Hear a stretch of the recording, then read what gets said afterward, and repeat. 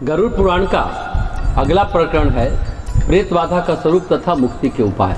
श्री गरुड़ ने कहा, हे प्रभु, प्रेत योनियों में जो कोई भी प्राणी जाते हुए कहाँ वास करते हैं? प्रेत लोक से निकलकर वे कैसे और किस स्थान में चले जाते हैं? 84 लाख योनियों से परिव्याप्त यम तथा हजारों भूतों से रक्षित होने पर भी प्राणी नरक से निकलकर कैसे इस संसार में विचरण करते हैं, इसे आप बताने की कृपा करें। तो श्री कृष्ण ने कहा, हे पक्षीराज, जहाँ प्रेतगण निवास करते हैं उसको तुम सुनो।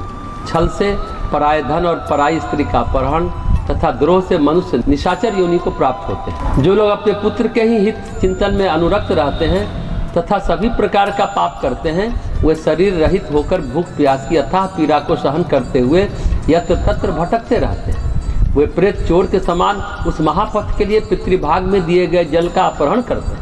तदंतर पुनः अपने घर में आकर वे मित्र के रूप में प्रविष्ट हो जाते हैं और वहीं पर रहते हुए स्वयं रोग शोक आदि की पीड़ा से ग्रसित होकर सब कुछ देखते रहते हैं। वे एक दिन का अंतराल देकर आने वाले ज्वर का रूप धारण करके अपने संबंधियों को पीड़ा पहुंचाते हैं अथवा तिजरिया ज्वर बनकर शीत बात आदि से उन्हें कष्ट देते हैं। उच्छिष्ट अर्थात जूठे अपवित्र स्थानों में निवास करते हुए उन प्रेतों के द्वारा सदैव अभिलक्षित प्राणियों को कष्ट देने के लिए शिरोवेदना, विसूचिका यानी हैजा तथा नाना प्रकार के अन्य बहुत से रोगों का रूप धारण कर लेते हैं। इस प्रकार वे दुष्कर्मी प्रेत नाना दोषों में प्रवृत्त होते हैं। गरुड़ जी ने कहा, हे प्रभु, वे प्रेत किस रूप में किसका क्या करते हैं? किस विधि से उनकी जानकारी प्राप्त की जा सकती है? क्योंकि वे न कुछ कहते हैं न बोलते हैं। हे ऋषिकेश, यदि आप मेरा कल्याण चाहते हैं तो मेरे मन के इस व्यामोह को दूर कर दें। इस कली काल में प्रायः बहुत से लोग प्रेत योनि को ही प्राप्त होते हैं। तो श्री विष्णु ने कहा, हे गरुड़, प्रेत होकर प्राणी अपने ही कुल को पीड़ित करता है। वह दूसरे कुल के व्यक्ति को तो कोई आपराधिक छिद्र प्राप्त होने पर ही पीड़ा देता है। जीते हुए तो वह प्रेमी की तरह दिखाई देता है, किंतु मृत्यु होने पर वही दुष्ट बन जाता है। जो भगवान श्री रुद्र के मंत्र का जप करता है, धर्म में अनुरक्त रहता है, देवता और अतिथि की पूजा करता है, सत्य तथा प्रिय बोलने वाला है, उसको प्रेत पीड़ा नहीं दे पाते हैं। जो व्यक्ति सभी प्रकार की धार्मिक क्रियाओं से परिभ्रष्ट हो गया है, नास्तिक है, धर्म की निंदा करने वाला है और सदैव असत्य बोलता है, उसी को प्रेत कष्ट पहुंचाते हैं। हे तार्क्ष, कली काल में अपवित्र क्रियाओं को करने वाला प्राणी प्रेत योनि को प्राप्त होता है। हे काश्यप, इस संसार से उत्पन्न एक ही माता पिता से पैदा हुए बहुत से संतानों में एक सुख का उपभोग करता है, एक पाप कर्म में अनुरक्त रहता है, एक संतानवान होता है, एक प्रेत से पीड़ित रहता है और एक पुत्र धन धान से संपन्न रहता है। एक का पुत्र मर जाता है, एक के माता पुत्रियां ही होती हैं। प्रेत दोष के कारण बंधु बांधवों के साथ विरोध होता है। संयोनि के प्रभाव से मनुष्य को संतान नहीं होती है। यदि संतान उत्पन्न भी होती है तो वह मर जाती है। प्रेत बाधा के कारण जो व्यक्ति पशुहीन और धनहीन हो जाता है, उसके कुप्रभाव से उसकी प्रकृति में परिवर्तन आ जाता है। वह अपने बंधु बांधवों से शत्रुता रखने लगता है। अचानक प्राणी को जो दुख प्राप्त होता है वह प्रेत बाधा के कारण होता है। नास्तिकता, जीवन वृत्ति की समाप्ति, अत्यंत लोभ तथा प्रतिदिन होने वाले कलह, यह प्रेत से पैदा होने वाली पीड़ा है। जो पुरुष माता पिता की हत्या करता है, जो देवता और ब्राह्मणों की निंदा करता है, उसे हत्या का दोष लगता है। यह पीड़ा प्रेत से पैदा होती है। नित्य कर्म से दूर, जप होम से रहित और पराय धन का अपहरण करने वाला मनुष्य दुखी रहता है। इन दुखों का कारण भी प्रेत बाधा ही है। अच्छी वर्षा होने पर भी कृषि का नाश होता है, व्यवहार नष्ट हो जाता है, समाज में कलह उत्पन्न होता है। ये सभी कष्ट प्रेत बाधा से ही होते हैं। हे पक्षीराज, मार्ग में चलते हुए पथिक को जो बवंडर से पीड़ा होती है, उसको भी तुम्हें प्रेत बाधा समझना चाहिए। यह बात मैं सत्य ही कह रहा हूँ। प्राणी जो नीच जाति से संबंध रखता है, हीन कर्म करता है और अधर्म में नित्य अनुरक्त रहता है, वह प्रेत से उत्पन्न पीड़ा है। व्यसनों से द्रव्य का नाश हो जाता है, प्राप्तव्य का विनाश हो जाता है। चोर, अग्नि और राजा से जो हानि होती है, यह प्रेत संभूत पीड़ा है। शरीर में महाभयंकर रोग की उत्पत्ति, बालकों की पीड़ा तथा पत्नी का पीड़ित होना, ये सब प्रेत बाधा जनित है। वेद, स्मृति, पुराण एवं धर्मशास्त्र के नियमों का पालन करने वाले परिवार में जन्म होने पर भी धर्म के प्रति प्राणी के अंतःकरण में प्रेम का न होना प्रेत जनित बाधा ही है। जो मनुष्य प्रत्यक्ष अथवा परोक्ष रूप से देवता, तीर्थ और ब्राह्मण की निंदा करता है, वह भी प्रेतोत्पन्न पीड़ा है। अपनी जीविका का अपहरण, प्रतिष्ठा तथा वंश का विनाश भी प्रेत बाधा के अतिरिक्त अन्य प्रकार से संभव नहीं है। स्त्रियों का गर्भ विनष्ट हो जाता है, जिसमें रजो दर्शन नहीं होता और बालकों की मृत्यु हो जाती है। वहाँ प्रेत जन बाधा ही समझनी चाहिए। जो मनुष्य शुद्ध भाव से सांवत्सराधिक श्राद्ध नहीं करता वह भी प्रेत बाधा है। तीर्थ में जाकर दूसरे में आसक्त हुआ प्राणी जब अपने सत्कर्म का परित्याग कर दे तथा धर्म कार्य में स्वार्जित धन का उपयोग न करे तो उसको भी प्रेतजन्य पीड़ा ही समझना चाहिए। भोजन करने के समय कोपयुक्त पति पत्नी के बीच कलह, दूसरों से शत्रुता रखने वाली बुद्धि, यह सब प्रेत संभूत पीड़ा है। जहाँ पुष्प और फल नहीं दिखाई देते तथा पत्नी का विरह होता है वहाँ भी प्रेतोत्पन्न पीड़ा है। जिन लोगों में सदैव उच्चाटन के अत्यधिक चिन्ह दिखाई देते हैं, अपने क्षेत्र में उनका तेज निष्फल हो जाता है, तो उसे प्रेत जनित बाधा ही माननी चाहिए। जो व्यक्ति सगोत्री का विनाशक है, जो अपने ही पुत्र को शत्रु के समान मार डालता है, जिसके अंतःकरण में प्रेम और सुख की अनुभूतियों का अभाव रहता है, वह दोष उसी प्राणी में प्रेत बाधा के कारण होता है। पिता के आदेश की अवहेलना, अपनी पत्नी के साथ रहकर भी सुख भोग न कर पाना, व्यग्रता और क्रूर बुद्धि भी प्रेतजन्य बाधा के कारण होता है। हे तार्क्ष, निषिद्ध कर्म, दुष्संसर्ग तथा विरसोत्सर्ग के न होने, अविधि पूर्वक की गई अर्धदैहिक क्रिया से प्रेत होता है। अकाल मृत्यु या दाह संस्कार से वंचित होने पर भी प्रेत योनि प्राप्त होती है, जिससे प्राणी को दुख झेलना पड़ता है। हे पक्षीराज, ऐसा जानकर मनुष्य प्रेत मुक्ति का सम्यक आचरण करे। जो व्यक्ति प्रेत योनियों को नहीं मानता है वह स्वयं प्रेत योनि को प्राप्त होता है। जिसके वंश में प्रेत दोष रहता है उसके लिए संसार में सुख नहीं है। प्रेत बाधा होने पर मनुष्य की मति, प्रीति, रति, लक्ष्मी और बुद्धि, इन पांचों का विनाश होता है। तीसरी या पांचवी पीढ़ी में प्रेत बाधाग्रस्त कुल का विनाश हो जाता है। ऐसे वंश का प्राणी जन्म जन्मांतर दरिद्र, निर्धन और पाप कर्म में अनुरक्त रहता है।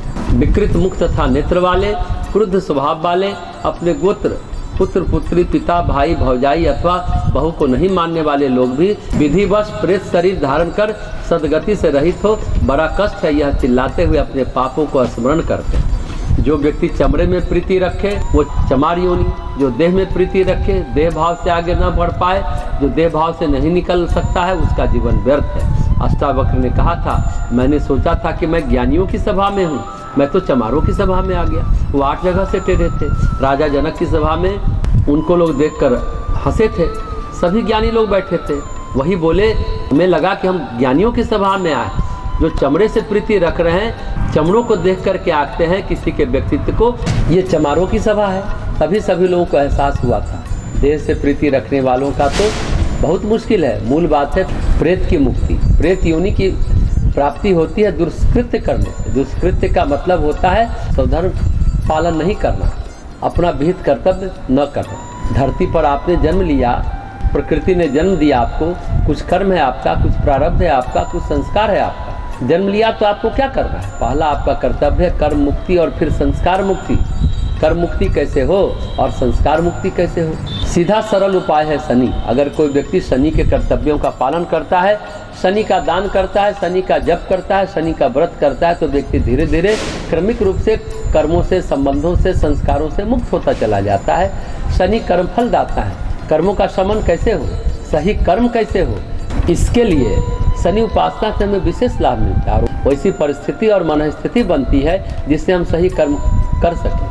और ऐसे व्यक्ति के लिए सहयोगी साधन जुटते चले जाते हैं। इससे प्रेत बाधा भी दूर हो जाती है, क्योंकि दुष्कृत्य खत्म हुआ, दुष्कर्म का कुप्रभाव खत्म होगा तो प्रेत बाधा अपने आप खत्म है। शनि का उपाय पीपल की परिक्रमा भी है। शनि का उपाय पीपल में दिया रखना भी है। शनिवार के दिन शनि का दान देना भी है। राहु केतु भी शनि मनाने से दूर हो जाता है। मतलब जो व्यक्ति सम्यक रीति से शनि की आराधना करता है वो कर्म मुक्त हो जाता है। शनि के दान में सिर्फ उड़द ही नहीं या सिर्फ तिल ही नहीं, सब कुछ दिया जाता है। उड़द, तिल, तेल, कंबल, लोहा, लेकिन शनि के प्रभाव से व्यक्ति कर्म मुक्त जरूर होता है, इसमें कोई शक नहीं है। और फिर जब कर्म ही नहीं रहेगा तो प्रेत कहाँ से रहेगा? और शनि मनाने का तात्पर्य है अपने से नीचे वाले लोगों का सम्मान करना। और जैसा कि पहले भी बताया गया, शनि मनाने का मतलब अपने से छोटे लोगों का सम्मान करना, चाहे वो गार्ड हो, नौकर हो, दाई हो, सबका ध्यान रखना, सबको सम्मान देना, अपमान किसी का नहीं करना। अपमान करने पर शनि नहीं भी रहे तो शनि सवार हो जाता है। उनके लिए तो ये बात नहीं है, तो फिर उनको भी तो कर्म भोगना ही होगा। गरुड़ पुराण में लिखा है ज्योतिर्विद के पास जाना चाहिए और अपनी कुंडली में मातृ ऋण, पितृ ऋण स्पष्ट होता है, विवाह दोष स्पष्ट होता है, पितर दोष स्पष्ट होता है। अगर आप न माने उस प्रक्रिया से तो फिर गुजरना होगा। आप बीमार हैं और आप नहीं मानते हैं कि हम बीमार हैं, हमें कोई बीमारी है, तो भोगना तो पड़ेगा ही ना, कष्ट उठाना ही पड़ेगा ना। हम नहीं मानते हैं रोग, लेकिन रोग तो है और बीमारी तो अपना असर दिखाएगी। इन जटिल प्रश्नों का फल क्या है, पूजन क्रियाकलाप क्या है? तो उनका फल है लोगों का जीवन, उनकी जीवन शैली, और इन्हीं उपचार के कारण लोगों की जीवन रक्षा होती है। बारीकियों का समाधान करने से लोगों की जीवन रक्षा होती है। जब जिज्ञासा जटिल होगी तो बताने वाला भी अपने ज्ञान को खंगालेगा, कुरेदेगा। उसके पास जितना ज्ञान है वो सबको देगा। भगवत गीता में भगवान कृष्ण की महिमा है, तो हम ये भी कहें कि अर्जुन की भी महिमा है। अर्जुन जो सवाल पूछते हैं भगवत गीता में, वैसे सवाल तो कोई कर ही नहीं सकता है। अर्जुन के जो 7 सवाल हैं, किंग तद्ब्रह्म, किंग अध्यात्मम, किंग कर्म पुरुषोत्तम, किम अधिभूतम, किम अधिदैवम, किम अधियज्ञम, किंग पुरुषोत्तमम, 7 सवाल एक के बाद एक पूछते हैं। उन 7 सवालों में पूरा का पूरा गीता का निष्कर्ष आ जाता है। तुलसीदास जी भी कहते हैं सप्त प्रश्न मम कहो बखानी, और सप्त प्रश्न गरुड़ जी से वे पूरा का पूरा मानव शास्त्र पूछ लेते हैं। काक भुसुंडी से गरुड़ जी 7 प्रश्न पूछते हैं, काक भुसुंडी ने इस प्रश्न का जवाब दिया। गरुड़ जी भी 7 प्रश्न पूछते हैं, और गीता में अर्जुन भी भगवान से 7 प्रश्न पूछते हैं। पूरा का पूरा जीवन शास्त्र समाहित कर लेते हैं। फिर एक भी बात नहीं बचती है उसमें। 8वें अध्याय में गीता में अर्जुन के 7 प्रश्न जीवन की उत्पत्ति से लेकर जीवन के विलय तक है। पूछते हैं हे पुरुषोत्तम ब्रह्म क्या है, तो ब्रह्म से ही जीव उत्पन्न होते हैं। फिर पूछते हैं अध्यात्म क्या है, तो आत्मा को सम्यक रूप से समझ लेना अध्यात्म है। तो ब्रह्म से आत्मा आया और अपनी आत्मा को ब्रह्म समझ लेना अध्यात्म है। आत्मा जीवन में आई, फिर कर्म होगा। किंग कर्म पुरुषोत्तमम प्रश्न है। फिर आगे पूछते हैं अधिभूत क्या है, आत्मा को ब्रह्म समझ लेना अध्यात्म है। फिर कर्म क्या है, तो आत्मा जीवन में आई तो फिर कर्म होगा।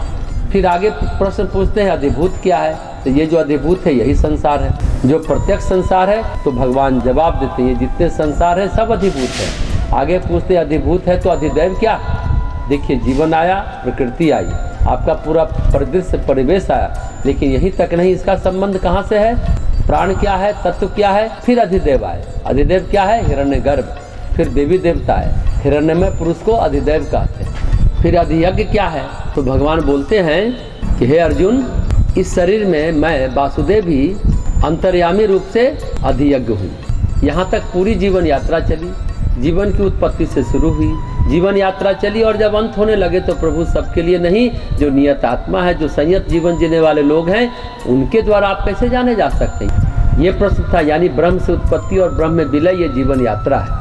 उससे संपूर्ण जीवन यात्रा है। भूत प्रेत पिशाच सब आ गए। जब पूछते अधिदेव क्या है, तो इसमें सारा सूक्ष्म संसार आ गया। पूरा का पूरा जीवन दर्शन अर्जुन ने 7 प्रश्नों में पूछा। जो 7 प्रश्न हुए भगवत गीता की महिमा है, तो अर्जुन की भी बहुत महिमा है। ये 7 प्रश्न उभरे अर्जुन के मन में, ये सामान्य मनुष्य के मन में नहीं उभर सकते। बहुत बड़ा मनीषी, कोई बहुत बड़ा विचारक, चिंतक, गहन जीवन पर मंथन करने वाला जो व्यक्ति होगा, उसी के मन में ये प्रश्न उभरेंगे। सबके मन में नहीं उभर सकते। 7 प्रश्नों में पूरी जीवन यात्रा समेट लो, ब्रह्म से लेकर ब्रह्मा तक। बहुत कठिन है, बहुत मुश्किल सवाल है। इससे जिज्ञासा गहन होगी तो समाधान भी गहन होगा। प्रेत बाधा में नारायण नागवली की बहुत महिमा है। ब्रह्मा रचयिता देव है, और रुद्र संहारक देव है, और विष्णु तारक देव है। जीवन की उत्पत्ति से लेकर जीवन के अंत तक में जो बीच का समय है, वो किसका समय है, तो वो विष्णु जी का समय है। वो विष्णु काल है। जीवन की उत्पत्ति हुई, फिर जीवन का विनाश हुआ। इसके बीच की जो समय अवधि है वो नारायण की है। अगर हम बीच में अटकते हैं, अगर आप बीच में भटकते हैं, तो तारण कौन करेगा, नारायण करेंगे, विष्णु करेंगे। ब्रह्म से उत्पन्न हुआ तो ब्रह्मा, और ब्रह्मा से उत्पन्न हुआ तो जीव। ब्रह्म कौन है, हिरण्यमय। ब्रह्मा कौन है, हिरण्यमय पुरुष, हिरण्यगर्भ। ब्रह्म से जो उत्पन्न हुआ जीव, यानी ब्रह्म के जीव का जो अंश हुआ, वो शुद्ध चेतन निर्मल है। उसमें तो कोई गुण या दुर्गुण नहीं है, उसमें कोई प्रकृति के गुण नहीं है। उसमें जो प्रकृति बीच में घुसती है, प्रकृति का गुण जो आता है, प्रकृति का जो गुण और वृत्ति आती है, वो कहाँ से आती है, वो ब्रह्मा से आती है। इसलिए ब्रह्मा को हिरण्यगर्भ कहते हैं। इसलिए कहते हैं माता के गर्भ में जीव आता है, पहले गर्भ नाल होता है। ब्रह्मा और जीवन के बीच में हिरण्यगर्भ आता है। ब्रह्म हिरण्यगर्भ प्रकृति का गर्भ है, वही ब्रह्मा कहले। उसका जीव पैदा हुआ, अब वो जीव हो गया, अब आत्मा नहीं रहा। अब जीव की जीवन यात्रा आरंभ हो रही है। जीवन यात्रा आरंभ रहे, या तो उसको प्रकृति के गुण और स्वयं की वृत्ति में बंधे रहना होगा। बंध के रह जाए, स्वधर्म को भूल जाए, जीवन के अनुभवों को न प्राप्त करे, विकृत हो जाए, मलिन हो जाए, दूसरा, जीवन यात्रा सम्यक और धर्मपूर्ण रहे, धर्मपूर्वक रहे। जब जीवन यात्रा सम्यक और धर्मपूर्ण रहेगी तभी जीव शिव होगा, अन्यथा जीव रुद्र के कोप का शिकार हो जाएगा। तो जीव शिव बने, इसके लिए आराधना हुई। जो आराधना हुई वो किसकी हुई? विष्णु की हुई। अगर आप बीच में अटक जाते हैं तो तारण कौन करेगा? तो विष्णु करेंगे। तो ये जो विष्णु स्वरूप है भगवान का, ये तारणहार स्वरूप है। अगर आप व्यापकता से भटके हैं, संकीर्णता में अटके हैं, तो संकीर्णता को, अहंता को, दुर्गुण को, नारायण को बलि दे दीजिए। तो नर से नारायण बनने में जो बाधा है उसकी बलि को हम कहेंगे नारायण बलि। नाग बलि अलग होती है, नारायण बलि अलग होती है। नारायण बलि में आपका प्रेतत्व भी नष्ट होता है और जो जीवात्मा है पितरों का प्रेतत्व भी नष्ट होता है। और नाग बलि में राहु दोष, प्रेत बाधा दोष, वो नाग बलि में जाता है। अब सारे पितर तो है नहीं, प्रेत भी हैं। नारायण नाग बलि इसलिए कराया जाता है, दोनों कराया जाता है। हरिद्वार में नारायण शिला में सिर्फ नारायण बलि होती है। नाग बलि से नाग दोष दूर होता है और नारायण बलि से प्रेत दोष दूर होता है। और फिर पितर दोष दूर होता है संतान प्राप्ति के लिए। पितर दोष के कारण संतान नहीं होती है, इसलिए वो करने से संतान दोष भी दूर होता है। जिस दोष के कारण जो संतान नहीं होती है उसके लिए वो पूजा है। नारायण नाग बलि नासिक में कराते हैं। नासिक में क्यों कराते हैं? हरिद्वार में क्यों नहीं कराते हैं? नाग बलि वहाँ होती है जहाँ शिव स्थान है, वहाँ पर नारायण नाग बलि दोनों होती है। और जहाँ सिर्फ विष्णु स्थान है वहाँ पर केवल नारायण बलि होता है। और त्र्यंबकेश्वर में त्र्यंबक ब्रह्मा विष्णु महेश सभी लिंग में है, इसलिए वहाँ नारायण नाग बलि का पूजन प्रशस्त माना जाता है। जहाँ शिव स्थान है वहाँ काल सर्पदोष की पूजा होती है, लेकिन नारायण बलि वहाँ होती है जहाँ विष्णु स्थान है। जीवन यात्रा में जो नारायण का दोष आपको लगा है वह आप पार कर लेते हैं, नारायण की कृपा मिल जाती है तो जीव अपने शिवत्व को प्राप्त कर लेता है। जिसको अर्जुन कहते हैं नियत आत्मा भी उस अवस्था को प्राप्त कर लेता है, यानी धूल धक्कर झाड़ लेता है। सब जो हम लोग प्रार्थना गाते हैं, जो हों अटके भूले भटके उनको तारे खुद तर जागे। ये जो प्रेत है उसके अटके भटके भूले भटके लोग हैं, ये प्रेत हैं। वैसे तो नारायण बलि सभी स्थानों पर लोग करते हैं, लेकिन जो तीर्थ स्थान में करते हैं वो ज़्यादा उचित है। वैसे तो पंडित सभी जगह नाग बलि भी करा देते हैं, लेकिन वो शास्त्रोक्त नहीं है। नारायण बलि कहीं की जा सकती है, लेकिन तीर्थ स्थान पर विशेष रूप से शिव स्थान पर ज़्यादा महत्वपूर्ण होता है, ज़्यादा लाभकारी होता है, प्रभावकारी होता है, उसमें ज़्यादा फल की प्राप्ति होती है। कराते तो सब हैं, लेकिन अगर आचार्यनिष्ठ ब्राह्मण है, कर्मनिष्ठ ब्राह्मण है तो तीर्थों का स्थान कहीं भी आवाहन कर लेते हैं। वशिष्ठ जी कराए, विश्वामित्र कराए तो कहीं भी नारायण नाग बलि करा सकते हैं। कर्मकांड भी यदि आचार्यनिष्ठ ब्राह्मण करता है तो हर स्थान पर कर सकता है। फिर से यहाँ बताना उचित होगा, जन्म से नहीं, जाति से नहीं, कर्म के आधार पर आचार्यनिष्ठ ब्राह्मण या क्षत्रिय या वैश्य या शूद्र होते हैं। ये निर्भर करता है ब्रह्मनिष्ठ ब्रह्मपरायण व्यक्ति पर। ब्राह्मण तो जो आचारनिष्ठ है यानी वेदज्ञ होगा, यानी कर्म कांड को, विधि विधान को भली प्रकार जानने वाला होगा। दूसरा आचारनिष्ठ होगा मतलब स्वयं ही जब पूजा पाठ करने वाला, खान पान पवित्र रखने वाला व्यक्ति आचारनिष्ठ होगा, वही पंडित होगा। जो ऐसा नहीं करता है वो ब्राह्मण कुल में जन्म लेकर भी ब्राह्मण नहीं। ठीक, तो मूल बात यह है कि ये कराने वाले की योग्यता पर और स्थान की योग्यता पर निर्भर करता है। नारायण नाग बलि या नारायण बलि की पूजा एक सामान्य पूजा नहीं है। अगर पंडित प्रेत मुक्ति नहीं करा पाता, पितरों को मुक्त नहीं करा पाता, पितरों को शांति नहीं दे पाता और दान स्वीकार लेता है तो प्रेत दोष और पितर दोष पंडित को भी लगेगा। वैद्य, पुरोहित, ज्योतिषी, कलाकार और कव्य, इनको नरक अवश्य है, यानी इनको नरक होगा ही होगा। इस तरह से पहले विचार करके तब जाना चाहिए, नहीं तो नरक बढ़ेगा, नरक घटेगा नहीं, घटने की जगह बढ़ता चला जाएगा। इसलिए गलत इलाज नहीं करना चाहिए। जो रोगी ठीक नहीं हो रहा है और पैसा पर पैसा लिए जा रहे हैं, झूठ मूठ का आशा बंधाकर, वो तो नरक में ही जाएंगे। इसलिए समझ बूझ कर इलाज करना चाहिए कि यमदूत कम पीड़ा दे, तो जो उपयुक्त पात्र है उन्हीं को करना चाहिए। उपयुक्त नहीं है, अपात्र हैं, उनको नहीं करना चाहिए, नहीं तो और वे गड्ढे में गिरते चले जाएंगे और भी उनका पतन होता चला जाएगा। श्राद्ध तक सीमित है, श्राद्ध करिए। श्राद्ध में उद्धार का वचन नहीं देते, हम शांति का वचन देते हैं। जो जीवात्मा जहाँ पर भी है उसके निमित्त किया गया कर्म, उसके निमित्त दिया गया दान उसको शांति देगा। लेकिन नारायण वाली में हम उद्धार का वचन देते हैं, तो बहुत फर्क है। उद्धार और शांति में बहुत फर्क है। जिनका कर्म है, जो योग्य है, उन्हीं को करना चाहिए। तो जितना हमारे पास संभव है, जितना हम सक्षम हैं, हमें उतना ही करना चाहिए। जिसके लिए सक्षम नहीं है वो नहीं करना चाहिए। हाँ, शनि के कारण उद्धार होता है, शनि सक्षम है, इसलिए शनि की तो नियुक्ति ही इसी काम के लिए हुई है।